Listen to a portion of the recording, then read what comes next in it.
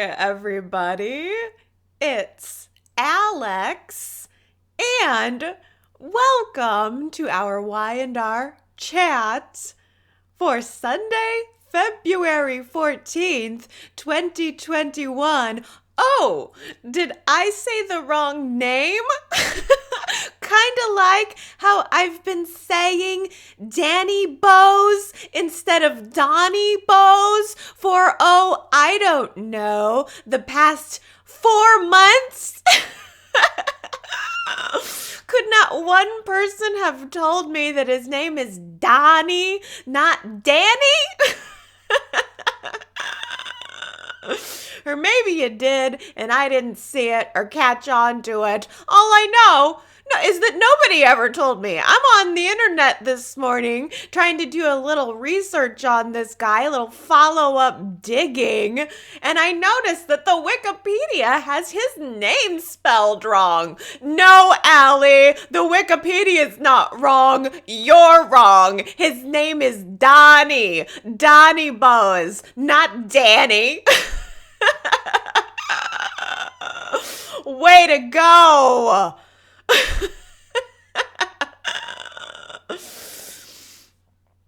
It's a good thing that I have a good sense of humor about myself.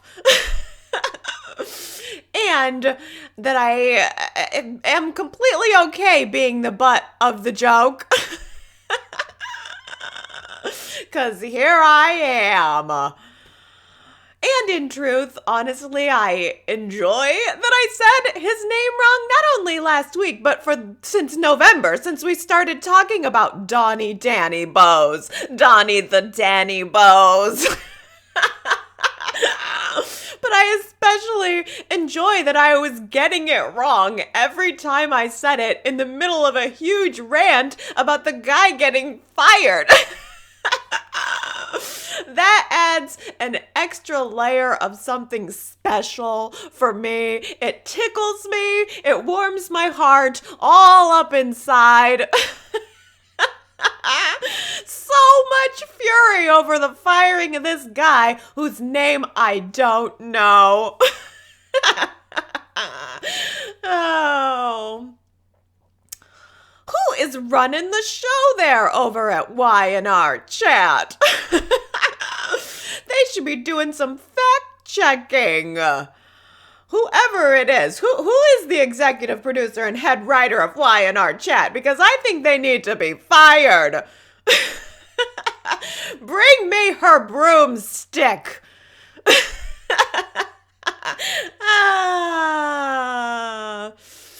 That's fun. That is real fun. Well, I'm here to have some fun with you this week, Y&R Chatters, even though we only had one measly episode of Y&R. Unless you're in Canada, in which case it sounds like you got 3 episodes of the show. Lucky you, Canadians. But you're going to have to skip some episodes next week, unfortunately. But I can't talk about the Canada episodes because I haven't seen the Canada episodes. I have to just focus on the one episode that I did see. And also, there's so much stuff, peripheral stuff, good stuff too around the edges of Y&R that I think we can get a good chat going. But I am looking forward to getting some new episodes next week, I hope.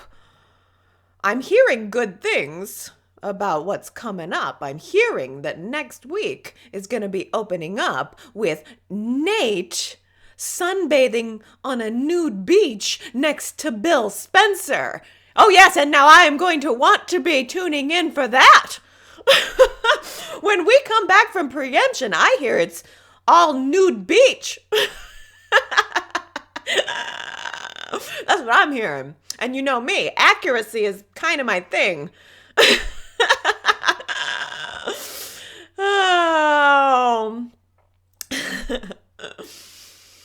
I don't think I've ever had so little to cover as far as episodes go, but you know me, I'm gonna try. 1 hour of Y&R, I will find a way to stretch it into an hour and a half of Y&R chat or more. Who knows? This could be the longest Y&R chat ever on record. Oh, I do think I've got some good stuff to cover, though. So I was thinking that since there's so little that I need to say about the episode, why don't we just jump right into comments and read your comments, and then we'll go topic by topic, and I will fill in my blanks where need be. I think we should start out talking about Billy and Victoria. There was definitely some stuff that was happening here this week. So let's get into the Victoria of it all, starting with Superplex, who says, I think you can sum up Victoria's state of mind in the following manner. Billy is toxic to me. Every time we think we can make something out of our relationship, it blows up in our faces. We bring the worst out of each other. However, I am chronically unhappy, and if I am unhappy, then the only joy I can get out of life is to make Billy as miserable as I am. Well, that's quite a take on Victoria. She does seem prone to her misery, but I don't know that she likes her misery. I think that when I look at Victoria, I see someone who has worked so hard for so long with so much tunnel vision that she maybe doesn't even realize who she is anymore. It's like, you run so hard in one direction, and then one day you look back and you don't even know where you are anymore. Maybe you don't even know who you are anymore.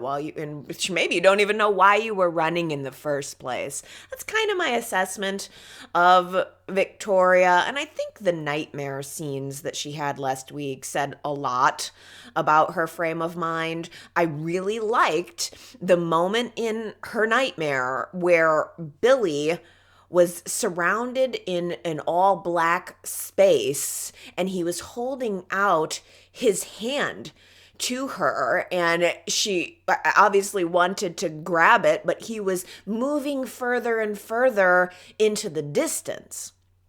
I think that sums it up pretty well, really. The life that Victoria wanted, and in some ways the life that she really thought she had, it's just slipping further and further into that dark distance, and she's left alone. But not really, because she still has to raise 2 kids with Billy, which is a tough situation to be in. Let's keep going with comments here. In fact, this is a great comment about those children, and specifically Johnny. Ellen says, I like that they cast a child actor with what seems to be a mild articulation disorder. Johnny, it would be a relatable story for the show to work that in somehow, even if they just have Victoria and Billy coordinating their weekly schedules and maybe mention Johnny having some speech therapy. This is really great. Ellen, I guess I did notice that, but I didn't, it didn't click with me as to what it was, or that probably a child of Johnny's age might be getting some speech therapy for it. And I think that you make a great point, that even a little seed about something like this would be such a relatable moment for parents. I think a lot of children get speech therapy, and probably now when social interactions have been reduced. And so maybe even just a little mention of that is really quite a brilliant way to pull you into a character and into a family, make you feel like you know them a little better, and maybe identify with something that you're going on in your life. So I just thought that was such a great little comment there. Billy had a talk with Johnny this week. This was the week where Billy told his son about his new girlfriend. Admittedly, I am still waiting for Johnny to turn into the bad boy that we saw in Billy's nightmare. The one that starts hanging out with Uncle Adam, getting himself into trouble. Johnny's a cute kid, but I found that idea to be fascinating and potentially really good for some future story. I am hoping, though, that Johnny doesn't take any of this wrong and have a bad reaction to Dad's new girlfriend. Maybe push Lily down a flight of stairs. I don't want to see that. Maybe he could just steal the hood ornament from her car. That would be a mild little bit of rebellion that we could see Johnny doing, and might be a little fun. But yes, Billy tells Johnny about his new girlfriend, and my thought watching that scene was that I almost wondered if maybe Billy, at least in part, was getting a little anxious to tell Johnny because he wanted to say it out loud. I almost thought, I wonder if Billy thought that saying it out loud, telling Johnny, taking this really huge step, would be, in a way, holding himself to a new standard, holding himself to the standard of this new life that he's trying to build with Lily. I think Billy knew that once he said it, once he put it out there to his children, then it was official. That's what made it official. But I have a lot of empathy for Victoria here. I really do. It must be difficult to go through raising a child with someone while not being in a relationship with that person. I'm sure a lot of you have experienced that. And I think that Billy owed Victoria a heads up that he was going to talk to Johnny, and he didn't do that. I would have liked to see Billy prepare Victoria in advance, but he was just going to tell Johnny and then let Victoria deal with it later. And considering the fact that the kids live with her, I think it would have been more appropriate to tell her first so that she could be available to them if they had some follow-up questions about the whole thing. I could understand if Victoria felt emotionally ambushed by Billy telling Johnny. So I identified with her in that moment, and I think I understood why maybe Victoria's reaction to Billy's decision felt a little bit almost like he was breaking up with her, like it was about her. I get it. I mean, I think I appreciate Victoria being very raw and very real here. I think Victoria has so far been honest too. She's not afraid to admit that she's a little jealous. I mean, a lot of people, a lot of characters certainly experience jealousy but don't cop to it. Here, Victoria's saying to Billy, yeah, maybe I am a little jealous about it. Maybe I am having a hard time dealing with this new reality that's being put upon me. But at least, Victoria isn't alone. She doesn't have a mate, but she does have her parents to help her work things out. And I will say, I have very much appreciated the mother-daughter scenes between Victoria and Nikki lately. And also, I like seeing Nikki and Victor too. We had just a little bit of Nikki and Victor coming together like it was an international summit to discuss the state of Victoria. And I like the place that Nikki and Victor are in together. Victoria says, Nikki is looking very regal today. She's draped in a gorgeous shade of purple, and she's wisely sitting on her Newman throne. She and the King of Newman are ruminating over their princess's choices. I think all could be solved by scheduling a heart transplant for their dear one. Oh boy, people are definitely not connecting with Victoria as much as maybe I have. But oh, I love your comment, Victoria, because it was notable that when Victor came to the office last week to have a chat with Victoria and Nick, he automatically assumed his place behind the desk on his throne.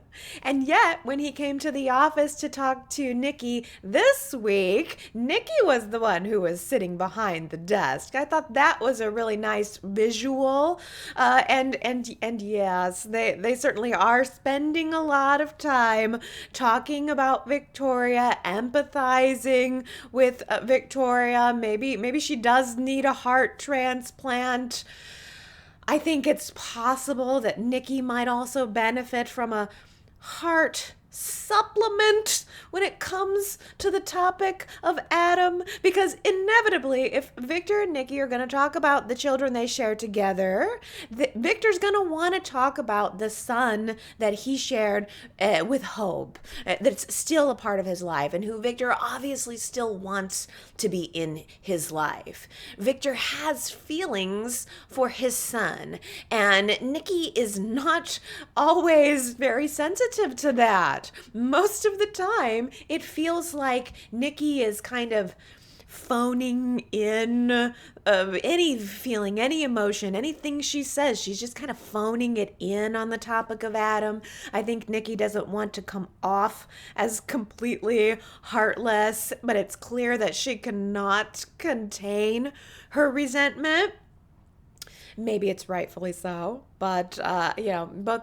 I think it occurred to me this week, and I thought it was interesting that Nick and Victoria have both of their parents, and you just can't replace that. Having both of your parents there in your life, whether they're advising you or what their role in your life is, there is just something about knowing that your parents are there. Nick and Victoria both have that.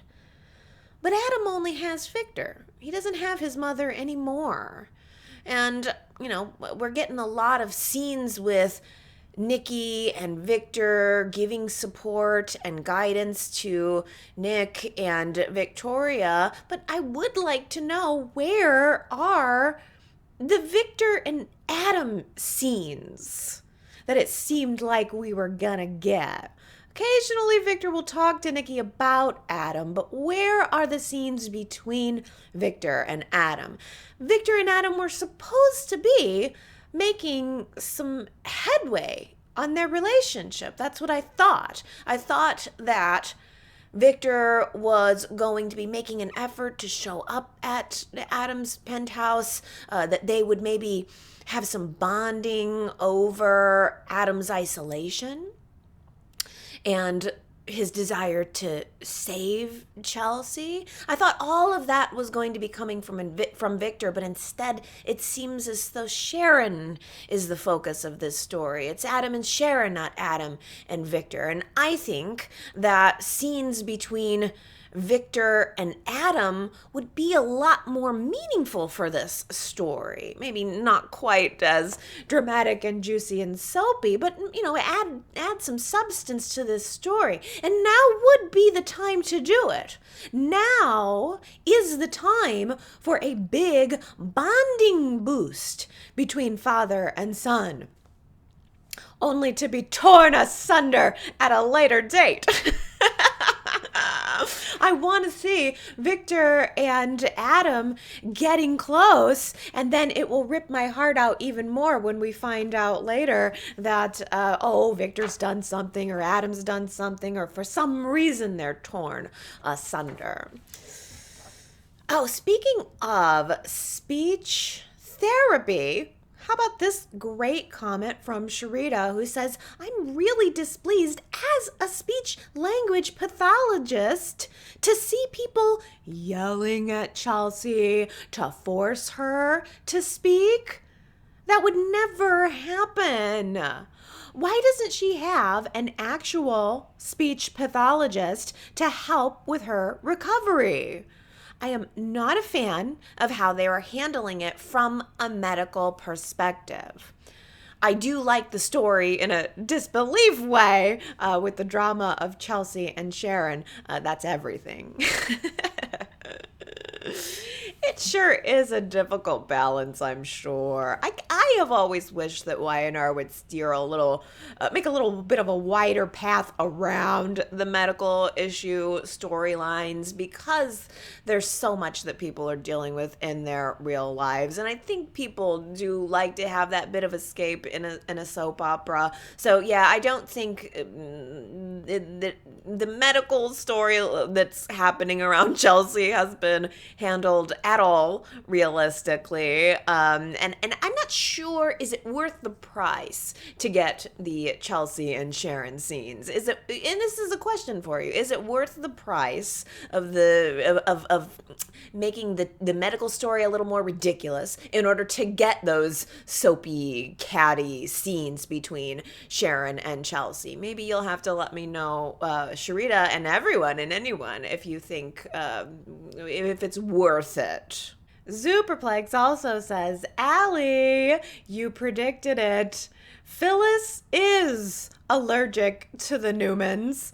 But what's wrong with that? That is so funny because, again, I'm not Canadian. I didn't see Monday's episode in advance of last week's Y&R Chat, but I did notice that I talked last week about how Phyllis is always dodging those Newman family get-togethers, and sure enough, she did it again.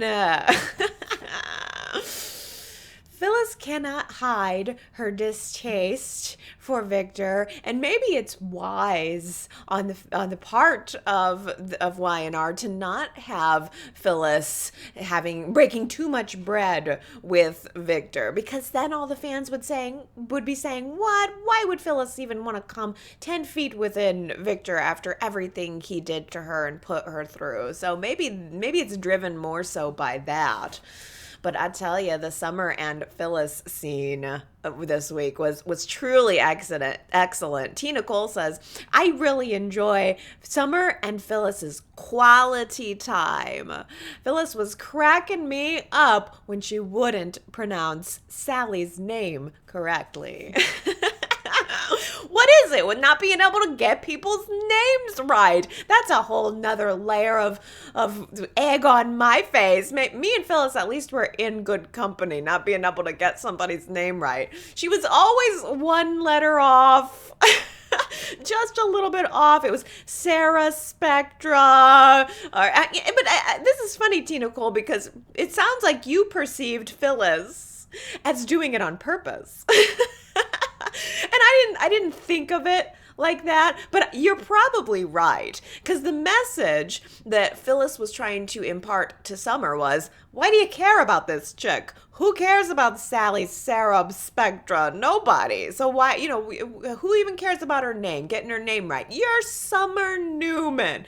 This was a nice message from a mom to a daughter. Never forget who you are. Don't be so intimidated by someone else who you find intimidating that you forget who you are. And Victoria says, I loved how Phyllis reminded Summer about her legacy of being the child of a master manipulator. Summer has the best coach in her corner to outwit Sally.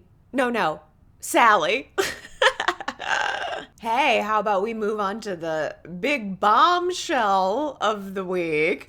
Theo tells Kyle, quote, you have a rugrat grenade set to go off at any time. A rugrat grenade set to go off at any time. I'd say that about covers it, Theo.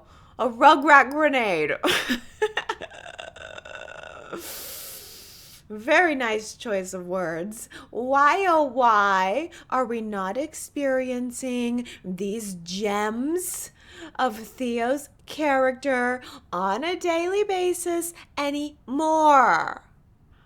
I miss it. There is so much effort put into developing Theo's character only to be tossed away What a team Theo and Sally could have made together, too, because that was a pretty nice bombshell moment. I liked seeing them working together. I could have stood for more of it.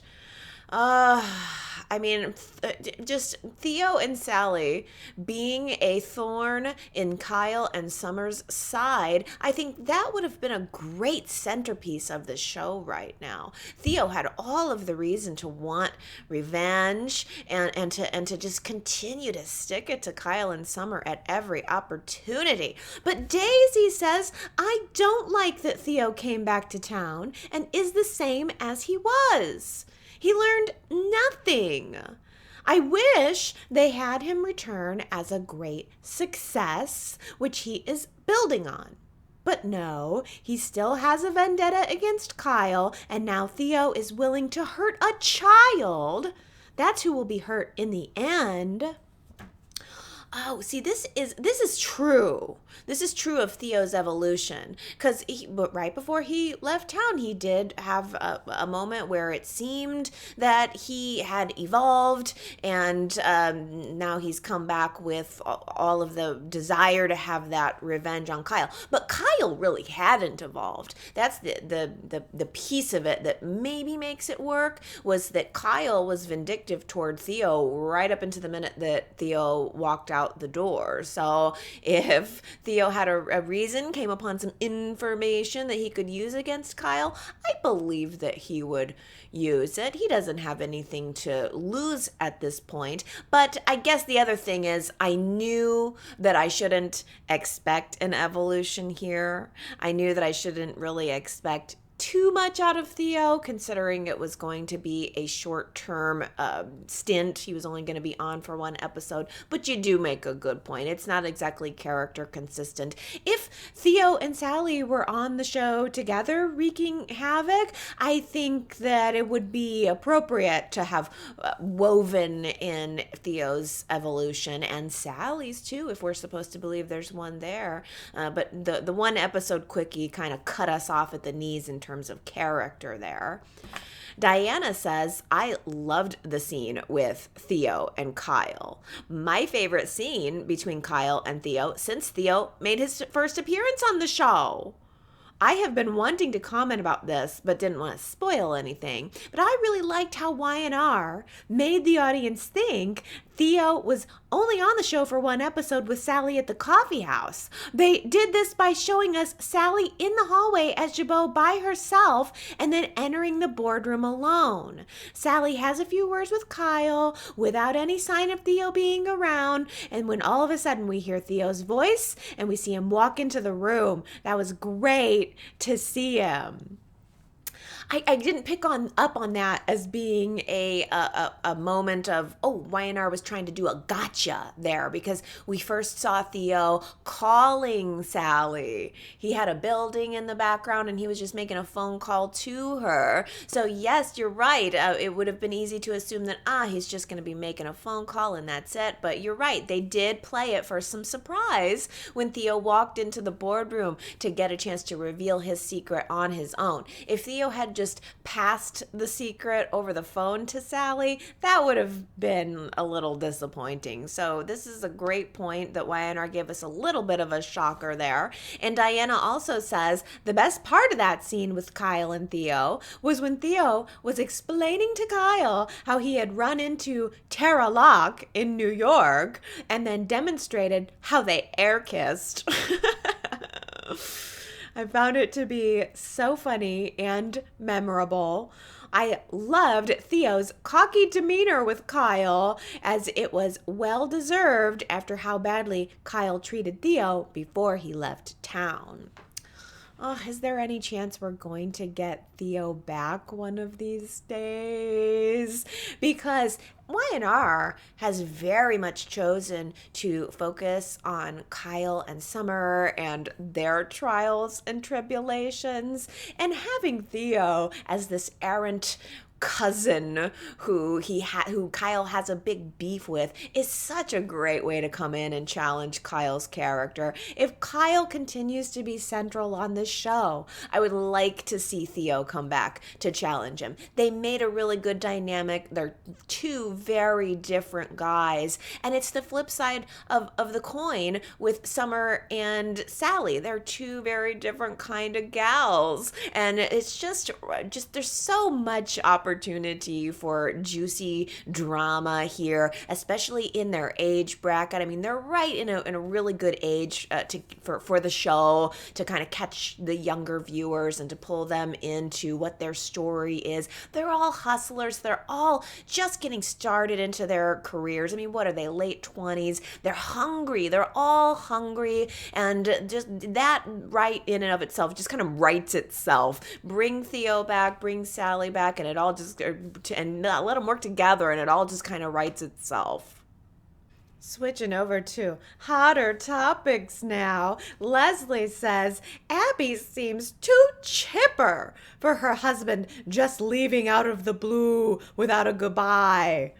Also, why couldn't Chance call or text Abby that he needs to tell her goodbye? Not even a voice call. Look, you don't have to convince me that this was a pretty poorly planned, pretty poorly executed exit for Chance Chancellor. Yes, but I love your point that Abby seemed awfully chipper in her scene where she was telling her family that she's having a baby with Mariah. Chance is gone. We're not going to focus on that, everybody. Yes, it hurts. He's gone. But I'm moving forward with having our baby. She was very chipper, and yes, can I also say she looked very beautiful in that dark blue dress that she had on. Almost looked like a crushed velvet, and her hair was just down and beautiful and all the right amount of waves. Abby was looking beautiful, looking happy, practically radiant. And here is where I would like to insert a little theory that I think might be an interesting twist. What if Abby turns up pregnant? What if she ends up having the miracle baby that she and Victoria were talking about? What if she ends up pregnant at the same time as Mariah? There was a whole lot of talk about that miracle baby. I think that might be a little bit of a nice twist. Give Abby her and it kind of plays on the idea that Melissa Ordway kind of had with her real life experience, where you go through the process of thinking it's not happening, and it's almost like the second you stop thinking about carrying your own child, boom, there it is. Her uterus is okay after all. I could say it. Abby and Mariah both pregnant at the same time. Could be some drama there. Yes, Victoria says Abby did seem a little over the top happy. I took it as a way to convince herself that she was good with Chance leaving and beginning motherhood with Nina, Mariah, and Tessa. I thought Nick's reaction of, oh, that's great, Mariah's helping, seemed a little off. It's a life-changing decision for his, in quotes, daughter to make, and he was so low-key.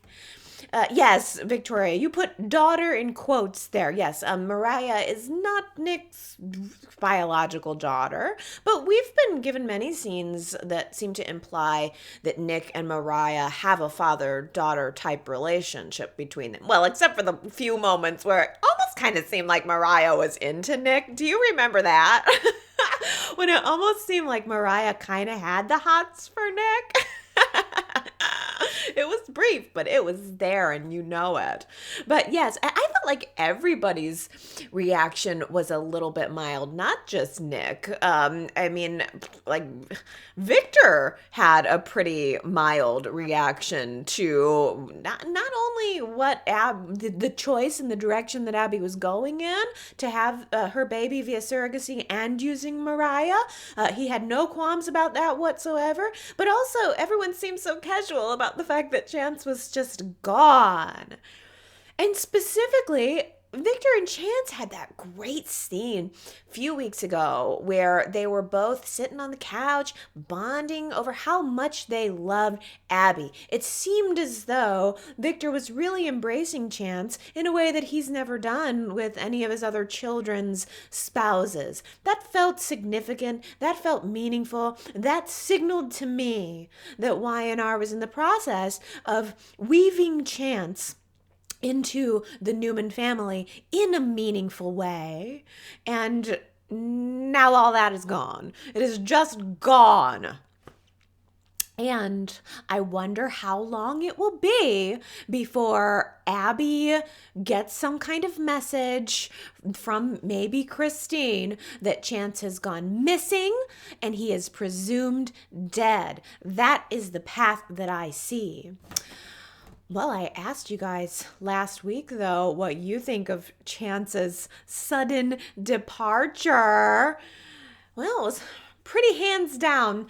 77% of you voted, boo, I'm sad that Chance was gone.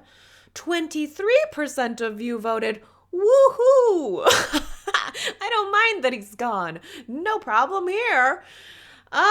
Well, let's dip into Victoria's comment here saying, I found the character's departure jarring. Y&R has been writing Abby and Chance so that the viewers became invested in their future.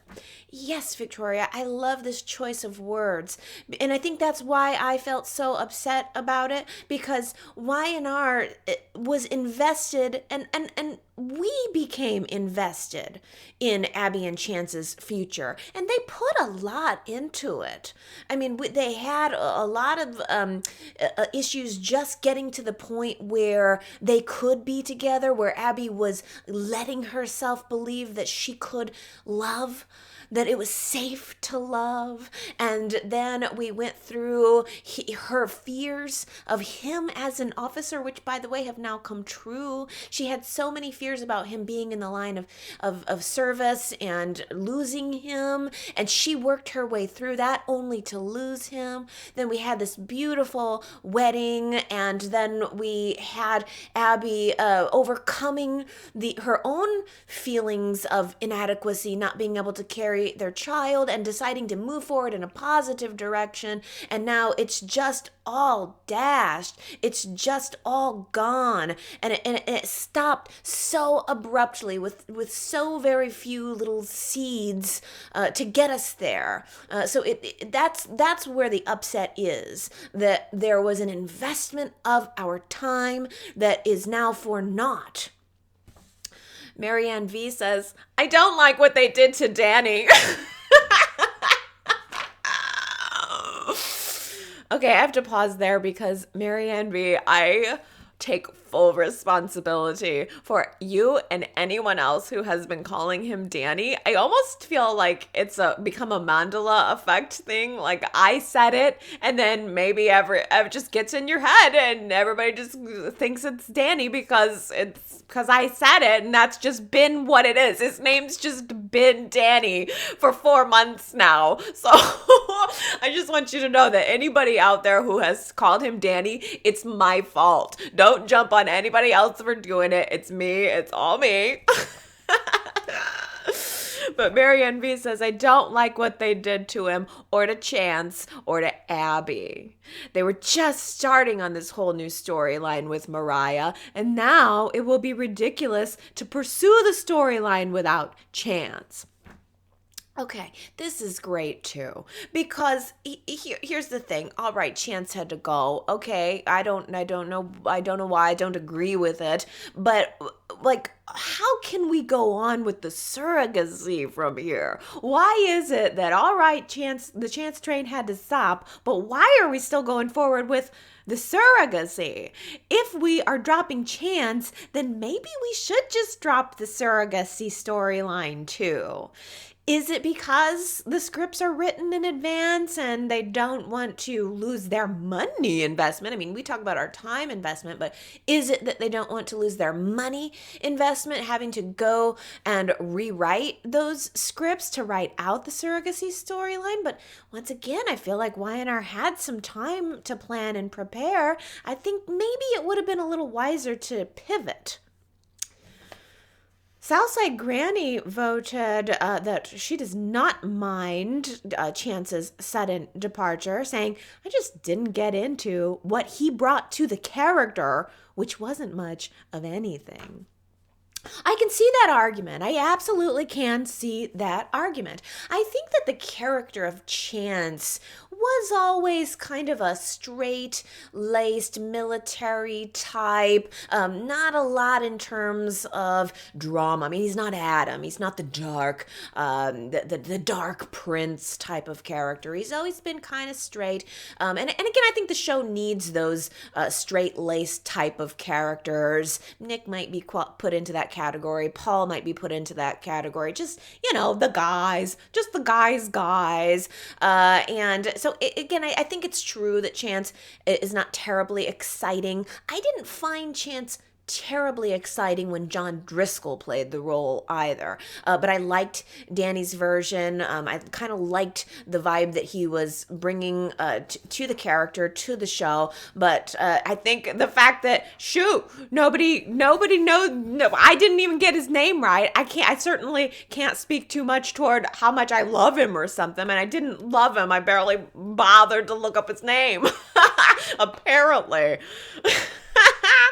Apparently. Oh, well, now.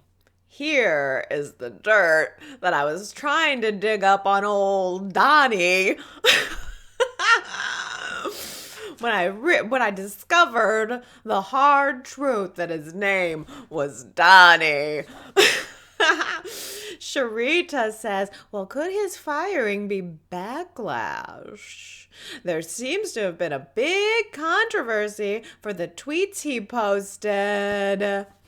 Okay, yes, so Keisha and Sherrod also mentioned to me after last week's Y&R Chat that there had been some unhappy Twitter fans with old Donnie Boaz.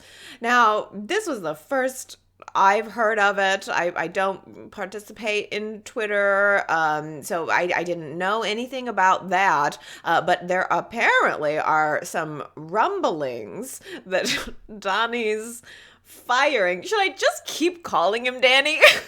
That's what I'm asking myself. Should I just keep calling him Danny for the joke, or do I switch over to the real? No, I should switch over. This is just the facts, you guys. I got, truth and reporting here, right? Okay, so I'm switching to Donnie. And if I say Danny, just imagine that I said Donnie. But okay, I'm getting serious.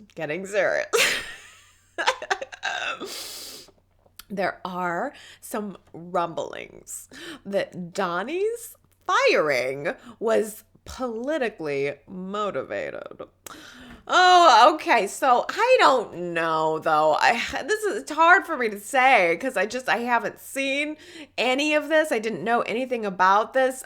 Maybe his firing was politically motivated. Maybe Y&R didn't like what he was putting out there into the Twitter sphere, but I don't know because Donnie said on Instagram when he announced that he was going to be exiting, he said that he was being cut because of budget and the need for COVID testing, and that there were 3 or 4 other contract players being cut at the same time, and he didn't make the cut.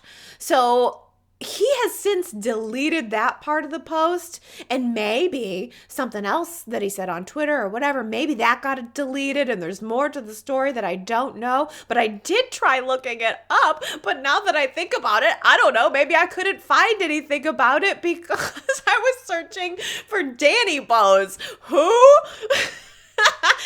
Danny Boaz? Well, I could tell you right away, Danny Boaz didn't do anything, but Donny Boaz, I don't know. I still couldn't find anything specific. I mean, the only thing that I saw was that apparently he clicked like on some tweets that other people didn't like, and he may have retweeted some stuff that other people didn't like, and then maybe he got into an argument with some fans over it. That's kind of what I'm gleaning from all of this, but I don't know. And maybe I'm a little more cynical on the business side of things, because I just betcha that in one fashion, form, or another, this was about money, money, money, money, money, money, money, and ratings. I don't know that Y&R really cares what tweets he's clicking on or retweeting, but again, I don't know.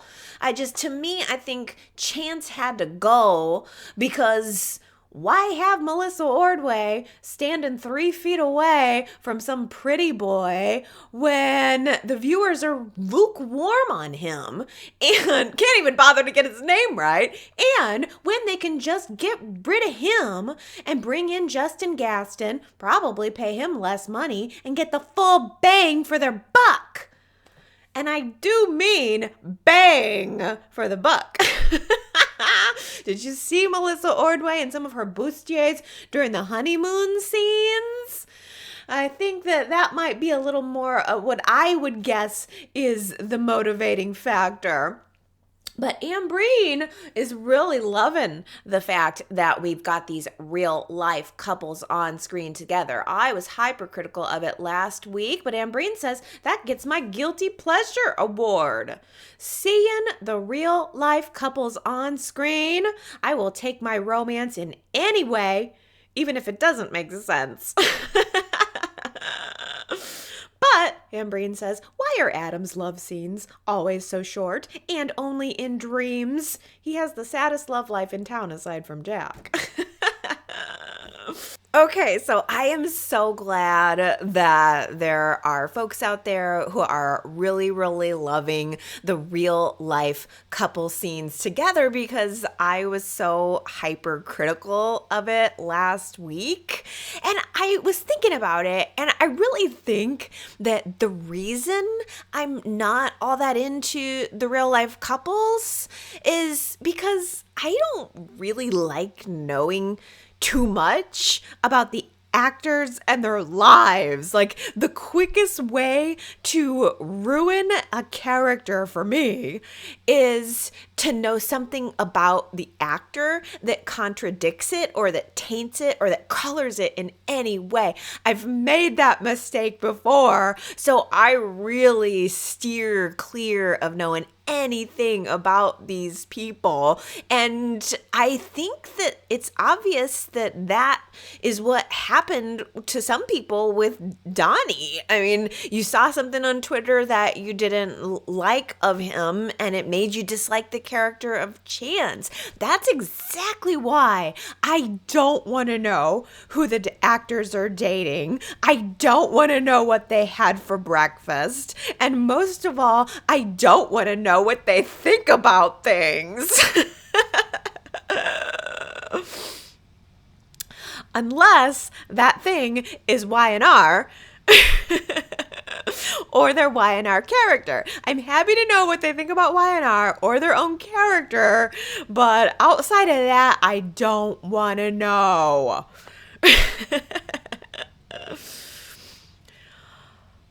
The one exception, I think, are my Y&R autobiography books. I like having my Eric Braeden book, my Melody Thomas Scott book, my Don Diamont book, but I do tread lightly on those even, because I feel like maybe they're safe. They're so carefully crafted and edited probably a million different times that I feel like I'm not going to accidentally read something that changes my opinion about the actor or the character or anything like that. I like to play it safe so that I can keep my fantasy.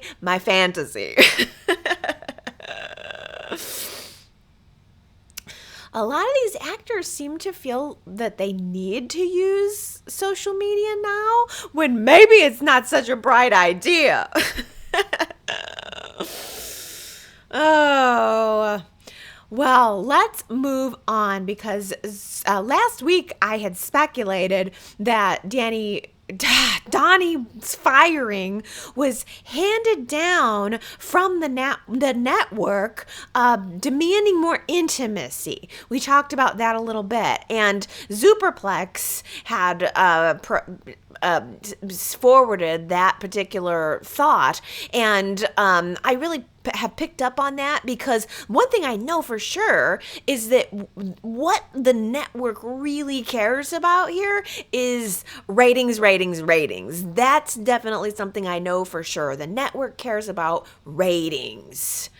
But Superplex provided this really great list.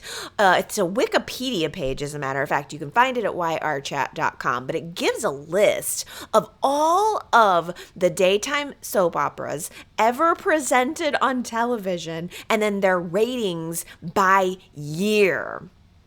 And Superplex says, as you can see, the unremitting slippage in ratings is nothing new.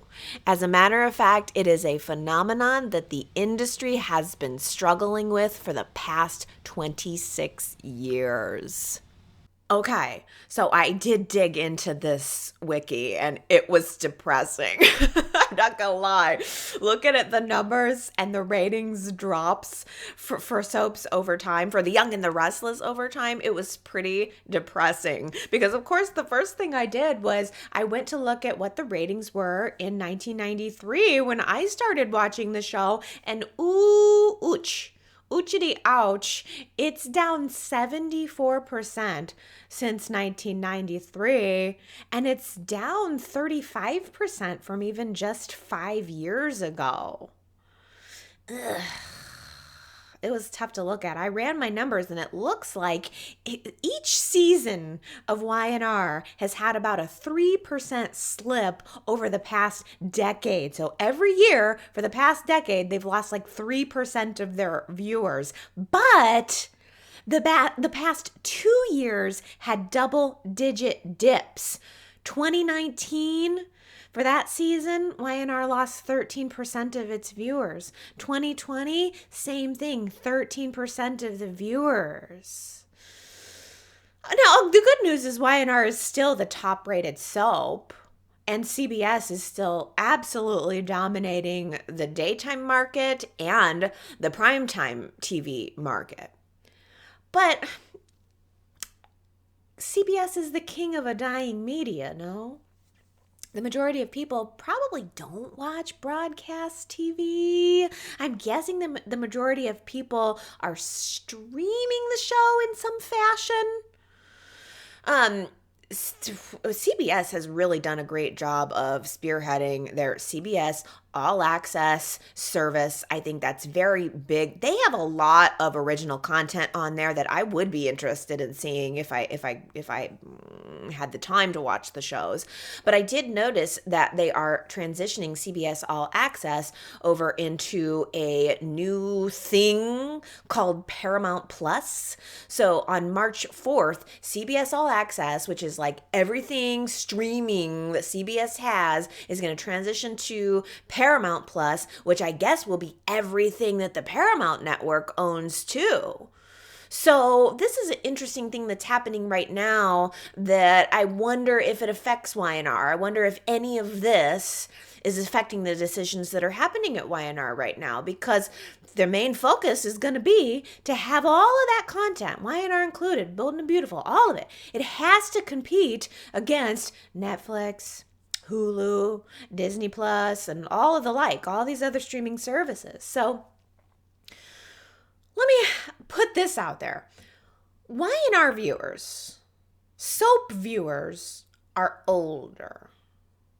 Are older individuals going onto the internet and streaming a lot of content, or are we watching TV and cable? Because get this, Y&R's median age of viewer is, you want to guess? Let me give you a second to guess. Take a beat. What do you think the average age of the Y&R viewer is?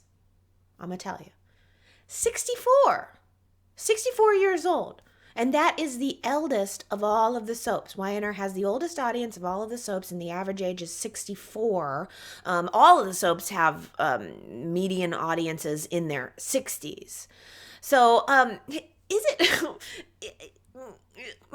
it possible that we're just sort of aging out of relevance to the networks, to the people who are making these decisions? Is it possible that they're not focusing as much on anything that's being broadcast right now because we're not in a more desirable demo? I don't know. Is it possible that the ratings are down so drastically because some of our OG soap comrades have ascended up the Chancellor Mansion staircase, never to appear on screen again? I don't know. But I do know that Y&R has got to be concerned about their numbers. They've got to be concerned about this. I mean, it's new to me and new to my my consciousness, because I'm usually just so focused on recapping the week of Y&R. But just taking myself out of it and actually looking at the ratings, I mean, there's no way they're not worried about this. Y&R has to find a way to get new viewers, or they need to find a way to jimmy their way into the new media somehow. Now, the thing that really has been tipping me off lately, far beyond chance, it wasn't chance that triggered me going, what's up with the soap right now? What's going on here? It wasn't chance that made me pull my head up out of the sand and look around on this. It was that I was asking myself, well, why is Y&R doing these crossovers with Bold and the Beautiful right now? That was the real red flag for me. It's the situation as a whole. The Bold and the Beautiful crossover, I watched it, and I was thinking to myself, well, this is nice. I love it. I love it. I think they should have been doing it a decade ago. But it wasn't meaningful. I mean, I watched the Bold and the Beautiful episodes. It didn't add anything to the story. It wasn't necessary story-wise to follow it. So that tells me that Summer and Kyle crossing over to the Bold and the Beautiful was intended to bring Y&R viewers to Bold and the Beautiful, and that's it. It was intended to just bring you and get your eyes on the Bold and the Beautiful, and likewise, Bill Spencer crossing over on to The Young and the Restless next week is about bringing Bold and the Beautiful viewers to Y&R. Great idea! Why now? Why now? Are we under some kind of extra pressure right now, as clearly CBS is moving toward this new Paramount Plus and into some new media and into trying to dominate the new media? TV's the old media. They want to dominate the new media. So how are they going to do that? How are they going to get the ratings up? How are they going to get eyeballs on this? I mean, I'm curious to know how many people watch the show live on broadcast TV or DVR it through cable, or if if many people are streaming the shows online. Are younger people, are the more desirable demographics actually streaming The Young and the Restless through the CBS All Access, soon to become Paramount Plus? I wish I knew. There has got to be some interesting conversations around this executive table, no? I mean, they've got to be asking, how do we get the ratings up? Or how do we transition to the format that is more successful? This is a difficult question to ask, but might the network be considering merging their two soaps into one? I'm saying it with a hushed tone. Don't even tell anybody I'm talking about it. But I'm asking myself, is it possible that they are considering merging the two soaps? Or maybe changing it to a once weekly show? Maybe are they considering putting Y&R behind a paywall? Is it possible that they're going to ask viewers to subscribe to Paramount Plus to continue to watch the show? And then maybe start testing different types of programming for daytime live broadcast, something that might get a little bit of higher ratings, maybe a news show, maybe some other type of format. And I'm not saying this to scare you or to be negative in any way. I just wonder how Y&R pivots to the new medium. I wonder how we get, how do we keep our show and get it into the next decade? If we're slipping 3% every year, how do we get out of that and get into something new? How do we we make Y&R more appealing and get more eyeballs on it? I think it's a very interesting question. I would love to know what conversations have happened around that big executive table. Could Y&R make more money if they moved it to a subscription model? That's my poll question for you this week, Y&R Chatters. Would you buy the Paramount Plus subscription if it was the only way to watch Y&R? I'm just curious. Go to yrchat.com and vote in that poll. Would you pay for Y&R? Let's say they pull it off broadcast TV. You can't DVR it anymore. Would you pay for the Paramount Plus subscription if it was the only way to watch Y&R? I think this is a good way of testing the commitment, testing your commitment. Would you drop dollars for Y&R?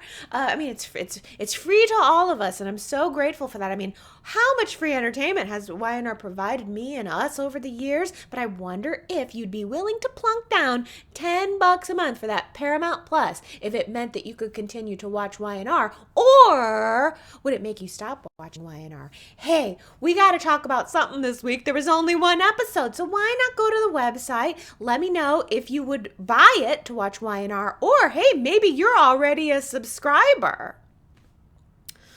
If you're stopping by the website to answer that question, I also would love to know, and maybe this should be my next poll, depending on how many episodes we get next week. But how do you watch Y&R? Do you sit down and watch Y&R as a live broadcast when it's on the TV?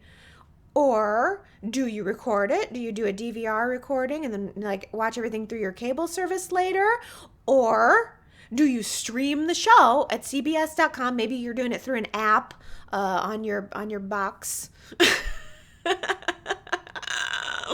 wonder if we're aging out, on your box with your clicker.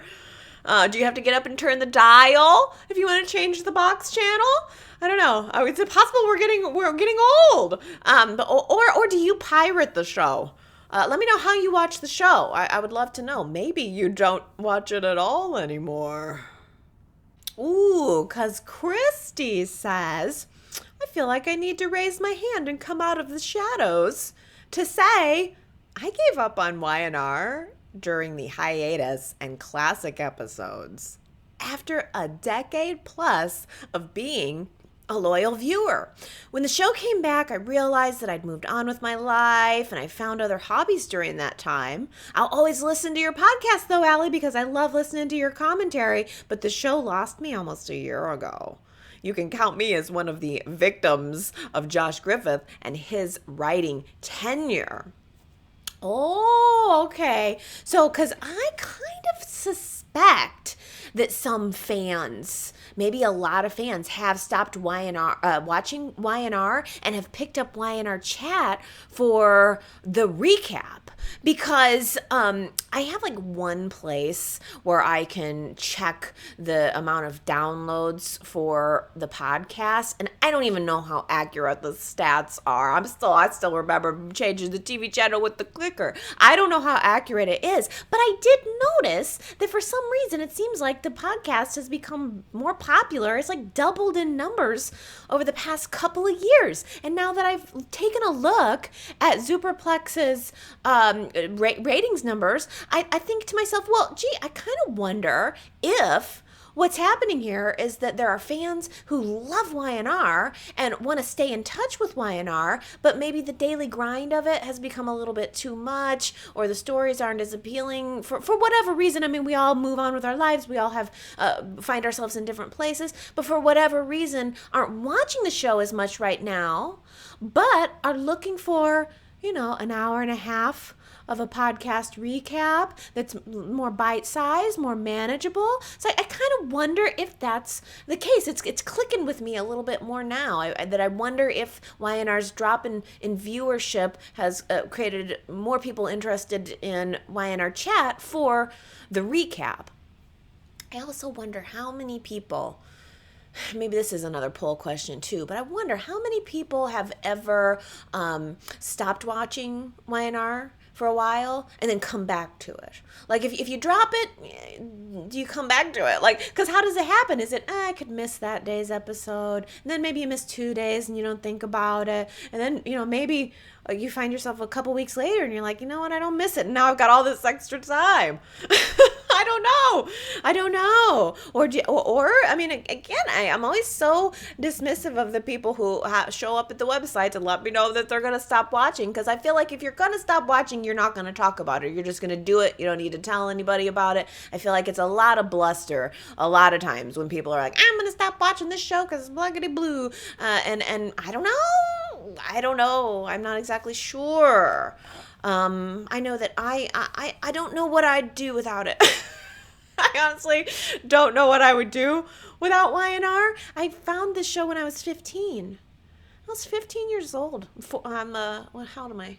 41? I'm 41 next week after. I mean, that's quite a long stretch of my adolescence. It's become so fundamental to who I am simply from watching it. And then there's this added layer of Y&R Chat that has that complexity there, that this is something that I present as a recap. So it's so very all-consuming for me. And I think about myself as little 15-year-old Allie. Probably should not have been watching. Probably should not have been picking up on this at 15, but it's shaped my life so wholly and so significantly, obviously. And I don't know what I would do. And I think maybe because we had the downtime this week and there was only 4 episodes, you kind of, I mean, it's natural, right? To think, well, what if this was it? What if there was no more Y&R? Or, what would I do? What would I do with myself? I don't know. I certainly don't want that to happen. I want to always have Y&R to be a place that's fun and friendly, and even beyond what the show brings, there's a layer that the people I've met through this add to my life, that it just can't be underestimated. I would miss it so much if it was gone. Sheila says, I've been listening to and enjoying your podcast for a couple of years, Allie. I really look forward to it on Sundays. However, I think this is disappointed in last Sunday's podcast. I felt that you went on way too long about Josh Griffith and the poor writing on Y&R. I felt that a minute or 2 would have sufficed. Your points are definitely valid, and you should send them to Josh because the audience voice is valuable. Oh, Sheila, I am actually very glad that you left this comment, because indeed, the audience voice is valuable, and your voice is valuable to me, Sheila. I need you to chime in more often, because actually, oddly, this comment delighted me, because I like being wrong. Even with like the Donny Boaz, I just did it, Donny Boaz thing. I kind of like being wrong, because then I want, then at least I got somewhere to go. At least I got somewhere to grow. And I was thinking to myself before seeing your comment, Sheila, that am I too grumpy on Y&R right now? Am I saying the same things every week? Like I want to be fresh, and it's for that reason that I want your voice. I want you to chime in more often. I need to know why the show's great to you. You guys hear me talk about it every week, but to me, I want to know why the writing's great, why Josh is the right man for the job, because there are plenty of people out there that feel it and think it, and I count on your voice to keep me centered. I certainly don't want to disappoint anybody. My full aim here, is to have fun and to entertain you. That's what I want more than anything. But the truth is, I disappointed you last week, but I was disappointed last week. And it wasn't just last week and the whole chance thing. It's been building for about 2 years now. It's been waiting to burst for about 2 years now, and it's the chance thing that kind of got me all worked up. It was like the straw that broke the camel's back. It finally, made me snap. And it's not even just that. I've always said we project onto the show who we are. and what we are and what we're going through. And things have gotten a little hard for me lately. So I think there's a part of me too that is struggling a little bit to keep things tight and to keep things going. And Y&R Chat is a 20-hour-a-week investment for me. And I want to feel like I'm getting a good return on my investment. Especially since I'm not that 15-year-old girl anymore. I am 41, and I have a 4-year-old, and now Y&R has to be good enough to stack up against the more important things in my life, like my family, my daughter, myself. Sometimes, maybe I'm tired. Maybe I want a break. But you are absolutely right. You are absolutely right about... Last week, me driving Josh Griffith off a cliff. You are absolutely right about that. It is very easy, too easy, to single out one person and to try to blame them for everything that's wrong with the show, or to single out one person and try to praise them for everything that's right. That's very human of me. It's a very human way of focusing emotion. Just put it in one spot, and then I've got a place for it. When in reality, there are many people. There are many motives that are at play behind the scenes at Y&R, and I am sure that I can't even begin to possibly imagine the kind of pressure that Josh Griffith is under from all sides.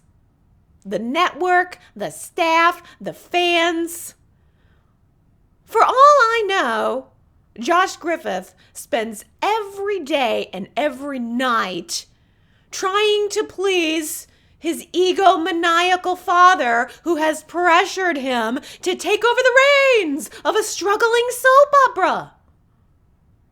Every day, he's tethered to a desk, staring at his father's oil portrait on the wall. And he fights to preserve a legacy that was built from the ground up. Maybe Josh didn't even want to be a soap opera writer. Maybe Josh wanted to be a painter. Maybe Josh has spent his entire life living in the shadow of his last name, and don't even get me started on what his mother issues might be. Now I'm empathizing with him. Now I can see his redemption story, and I owe him an apology. Now I owe him an apology. You've gone and done it. What do I do? What do I do? Do I send him flowers? No. Can't send a guy flowers. What do I do? Send him chocolate? Send him some chocolate. Now he's my Valentine. Now Josh Griffith is my Valentine. I'm dating him now. Oh my God. He's probably super hot too, right? He's probably super sexy in that kind of rebel, haven't slept in days, Adam Newman kind of way. Here I've ripped on him and now he's all sexy and getting me pregnant. Great, I'm probably pregnant with this child now. Wonderful. I'm pregnant right now and I don't even know who the father is because it could also be Nate. What am I going to do? Look at what a mess I have made of my life. But I've changed. I've changed. I'm not that person that I was last week when I was telling everybody that Josh Griffith sucks.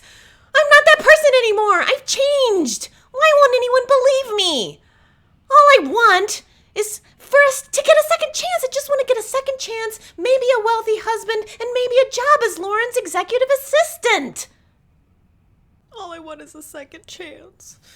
Give me a second chance.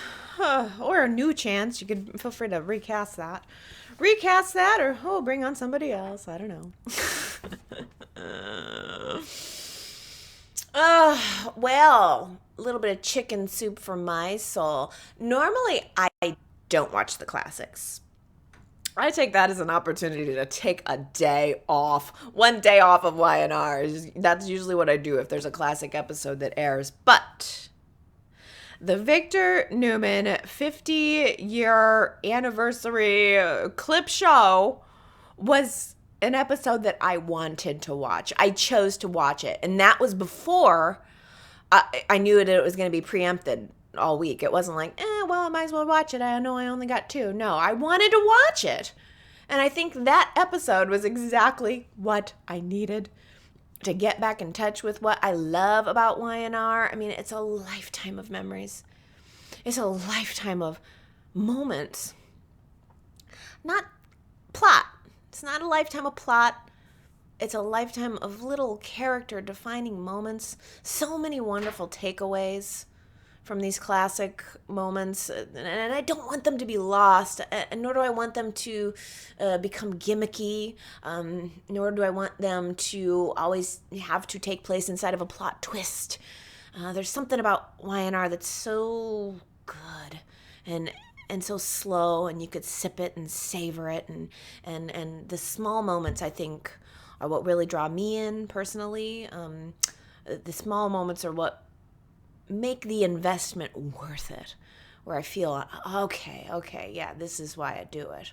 The small moments, they're almost better and more meaningful. Nikki showing up in Victor's office looking like the cleaning lady, looking like Thelma Harper in her gray curly wig with the glasses on. I loved that.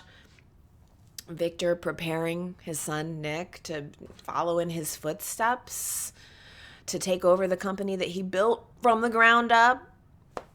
Victor standing there with Victoria on her wedding day, looking so young and so innocent and looking like she still needed her dad.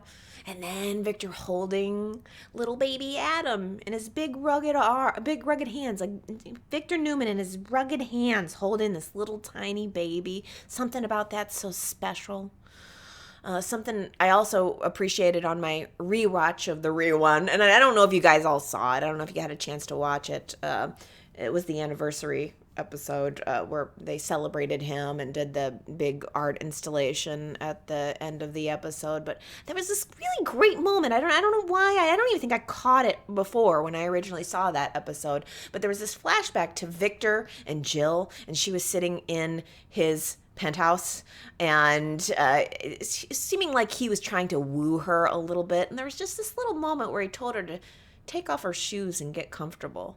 And the camera pans down to her taking off her shoes, unbuckling her little shoe, taking her shoe, tossing it off on the floor, and getting comfortable. And there was something about that that made me feel instantly comfortable. And there was also something so oddly sensual about it. This just small moment of, oh, she's taking off a shoe. I'd rather see a shoe slowly unbuckled and taken off rather than, hey, here's my boobs, I mean, but that's the type of show that interests me, and I'm at a different stage of life than I was. And who knows, maybe 15-year-old Allie would have been like, boobs! I don't know. So long ago. Prioritizing the boob, not the shoe. But I guess it has to be, again, we're all individuals, experience it and projecting our own lives onto it. And for some reason, that moment meant something. I loved also the moment where Ashley, not in flashback, but in the episode that aired a year ago, called Victor her husband, her lover, her most interesting friend. Husband, my lover, my most interesting friend. These are interesting people, my goodness. And to know them almost just feels so, I feel so lucky. I feel so lucky to have known Victor in the way that Ashley did.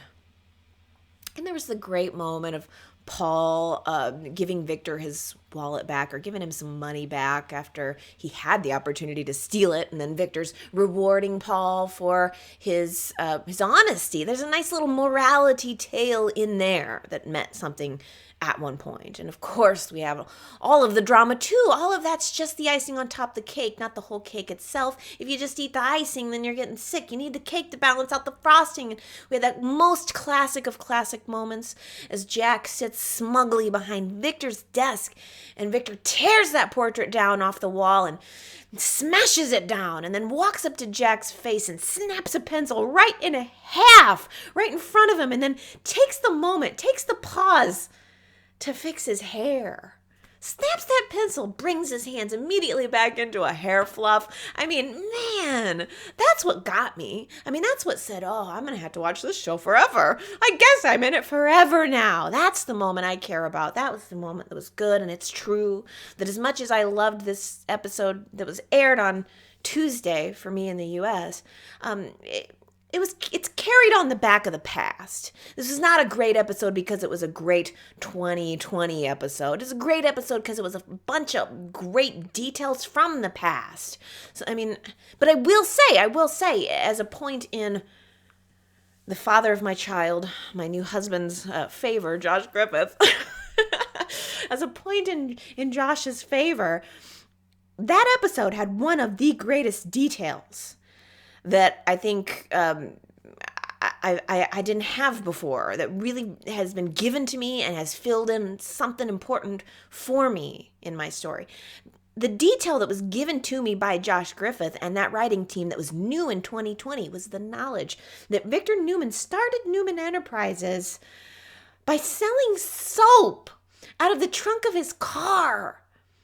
Peddling soap all across the country as he set out to build his empire. Not only that's part of the origin story, but the irony and that little subtle piece of flavor that it's soap on a soap on a soap.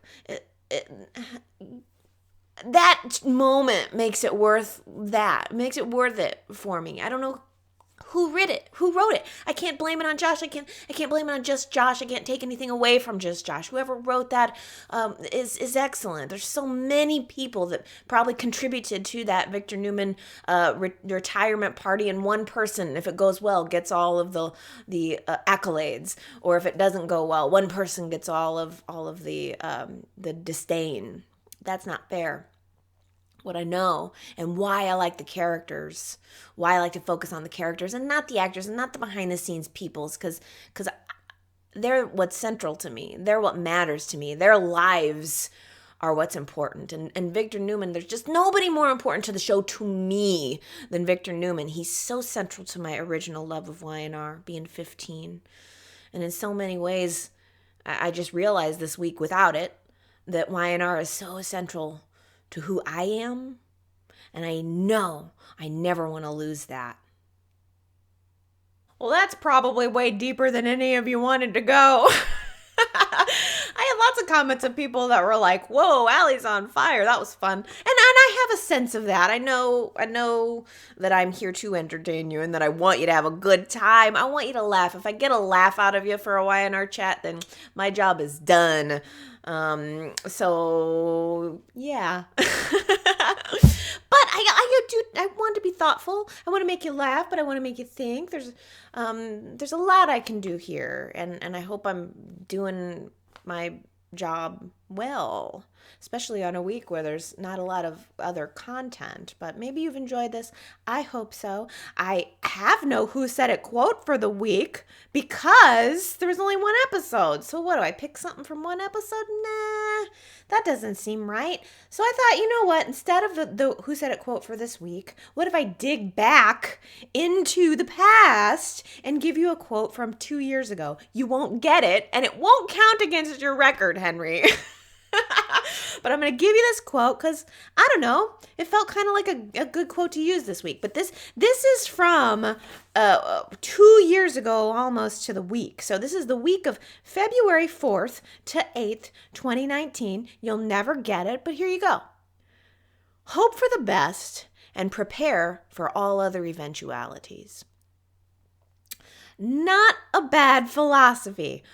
Hope for the best and prepare for all other eventualities. That's what I'm trying to do. That's what we're all trying to do, right? Prepare for the best, hope for the best, prepare for all other eventualities. If you think you know who said it, then I invite you to go to yrchat.com to leave me your guess if you do so happen to get it right. I will give you a shout out on next week's Y&R Chat. But again, this is bonus. This is like extra credit because it's so vague and it's so long ago. I just thought I'd toss something out there for a little bit of fun, a little bit of thought provoking, and to get something out there for the week. Oh, so I think that is just about taking me to the end of a Y&R Chat for this week. Like I said, I do hope you go to the website and leave me comments. That's something that really means a lot to me, makes my day. I like hearing new names. I love my regulars, but I love getting those new names and those fresh perspectives. And perspectives. And for crying out loud, don't be afraid to tell me I'm wrong. If I'm saying somebody's name wrong for 4 months, tell me. It's unacceptable. It's like but the thing is, I should be embarrassed, but I'm not. I oddly am like, that's great. I kind of like that I was so mad last week and that I was totally wrong on his name. That somehow invalidates everything that I said and did last week, and that is tickling to me. Oh, I like having pie on my face. It amuses me. Oh boy.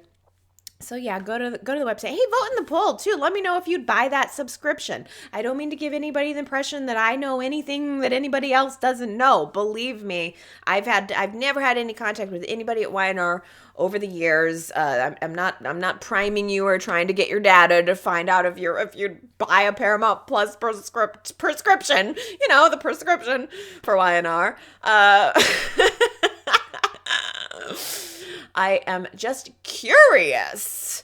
I'm curious. I think maybe Newman Enterprises and Victor Newman has made, for my whole life watching this and being party to all of the business storylines that were mostly dominant through the 90s, has made me have an interest in business and how things operate as a business. And so it's sparked my curiosity a little bit this week to think about how Y&R operates as a business and how exactly they're planning to take that business into the future. So, let me know how on board with the future of streaming services you are. yrchat.com, and I do so hope you come back and see me again next week. You never know what you're going to get. What kind of alley are you going to get? Is it going to be thoughtful and meaningful, or is it going to be crazy and all over the place? We'll find out on the very next Y&R Chat. I love you guys. Happy Valentine's Day. I'll see you next Sunday.